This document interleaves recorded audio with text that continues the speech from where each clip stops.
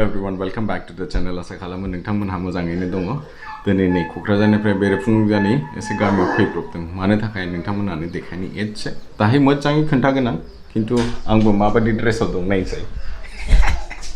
देखायनि आं नोंथांमोनहा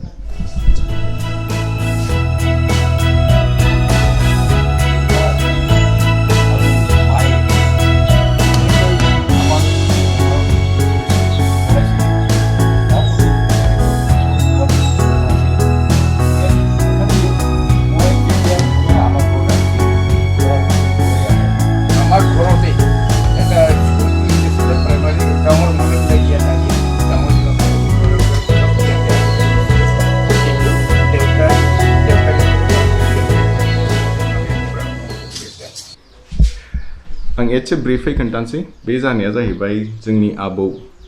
सितानाथ ब्रह्म चौधुरीनि मोनसे डकुमेन्ट्रि बानायगासिनो दा बेनि थाखायनो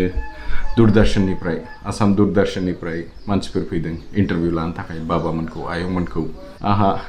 आबौनि रल मोनदों साइकेल सालायनांगौ आहा कुर्ता धुति गाननानै दा देखायगोन नोंथांमोनानो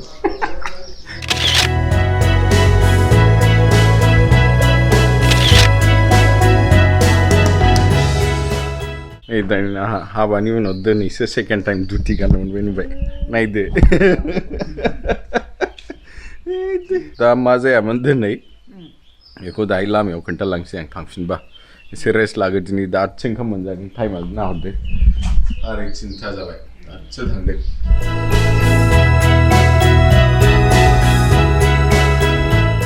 नै आहा दासो क'क्राझार थांफिनगासिनो ओमफ्राय दिनै दूरदर्शननि मानसिफ्रा फैनायनि खारना जाबाय आबौ सितानाथ ब्रह्म चौधुरीनि डकुमेन्ट्रि बानायगासिनो बिसोरो ओंखायनो आबौआ मफाय जन्म जायामोन न'आ माबायदिमोन मबेनिफ्राय गिदिर देरबोआ बे जायगाखौ एसे नायफैदोंमोन बिसोर ओमफ्राय बाबाजों आयंजोंखौ एसे इन्टारभिउ लालांबाय प्लास आंनि फिसा मोनसे सिन होदों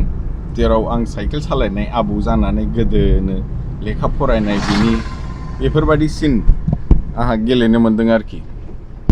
दा बियो दूरदर्शनाव टेलिकास्ट जागोन मार्च एन्ड नङाबा एप्रिलाव नोंथांमोनाजों आं लिंकखौ शेयार खालामगोन जेला टेलिकास्ट जायो ओमफ्राय इउटुबाव हगारो बेखौ दूरदर्शना ओमफ्राय जोंनि फेमिलिनि हिस्ट्रिखौ एसे खोन्थानोसै आं नोंथांमोनहानो आबौमोनहा 3मोन बिदा फंबाय ओमफ्राय बिनानाव 3 दंमोन जोंनि आबौआथ' गेजेर जाहैबाय फंबाय दुइसिनमोन सितानाथ ब्रह्म चौधुरीया आबौनि नामा निबारन ब्रह्म चौधुरी ओमफ्राय सबाराम ओमफ्राय आयंआ बिसिनि बिफाया जाहैबाय मनबारु आरो बिनि उपरावबो काहानि दं दा बेफोर लेखाफ्रावसो मोनगोन नोंथांमोनहा जुदि फरायदोंबा बड' लिटारेचार बिसिनि खोथाफोरखौ खिन्थु हिस्ट्रि दं जोंनाव फेमिलियाव बिरादनो दा बेखौ बेखेवनो थाङोबा बिराद गोलाव जालांगोन आबौ सितानाथआ एसे रिनाउन्ड पार्सनालिटिमोनथ' गावनि समाव MP जाबाय ओमफ्राय आसाम साहित्य सभानि प्रेसिडेन्टमोन ओमफ्राय बियो बिरादनो कन्ट्रिबिउट खालामदों बड' आरो एसामिस लिटारेचाराव दा बिनि नामावनो बिसोर मोनसे फिसा डकुमेन्ट्रि बानायदों दाब दाब जायगा बेरायबाय जाथि खुरमा बेरायबाय बिसोर ओमफ्राय जोंनानो लास्टमोन जेराव आबौआ जन्म जादोंमोन नालाय दा बेखौ न'खौ नायफैदोंमोन ओमफ्राय जेसेबांबो जाथि खुरमा दं बिसोरखौ एसे इन्टारभिउ लादों दा नुनो मोनगोन बेखौनो थाबनो नोंथांमोनहा I think by end of March or somewhere mid of April is when they said because of the election डेटआ ओरैबायदि जानो हागौ एसे खिन्थु टेलिकास्ट जागोन आरोखि बे दूरदर्शनाव ओमफ्राय बिसोर इउटुबावबो हगारगोन दा लिंकखौ शेयार खालामगोन आं नोंथांमोनहानो ओमफ्राय जाय नानिखौ मिस खालामदों नायदो मालाय बिबैनाव हजों चेन्नाइआव एकदम खुसिथार खुसि गेलेगासिनो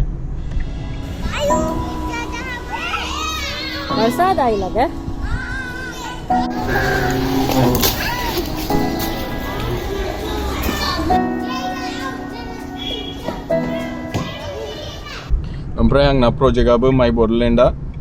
जागासिनो फारि फारि मानसिफोरखौ सोगासिनो आंनाबो एसे लेट जानो हासिगौ प्रजेक्टआ मानोना दा भेन्डर्सफोरखौ अनबर्ड खालामगासिनो ओमफ्राय एन्ड अफ मार्च नङाबा एप्रिल फर्स्ट विक बेफ्रावसो आं बेखौ बेखेवनानै होसिगोन आरोखि पाब्लिकनो लन्च खालामसिगोन देलै रायजोफोर होनबालाय दिनैनि ब्लगखौ बावनो एन्ड खालामनाय जासिगोन एसे गोलावबो जाबाय नोंथां ओमफ्राय जाय माइ बडलेण्डखौ नेगासिनो दसेल' नेथ'बावदो बे फैथारसिगोन नोंथांमोननि सिगाङाव बाय एभ्रिवान तोड़ा कुत्ता टॉमी साडा कुत्ता कुत्ता तोड़ा कुत्ता टॉमी साडा कुत्ता कुत्ता तोड़ा कुत्ता टॉमी साडा कुत्ता कुत्ता मैं बता सकती की स्टोरी हाँ मैं छड्डी की स्टोरी बता जब मैं मिट्टी में खेलने गया मैं नानी के घर रहता था फिर मम्मी ने को छड्डी में लगाया फिर हवा से छड्डी उड़ के नीचे गिरा रास्ते में उसके बाद अगले मेरे छड्डी को क्या सोचा ये टकरा फिर मैंने क्या बोला ये छड्डी है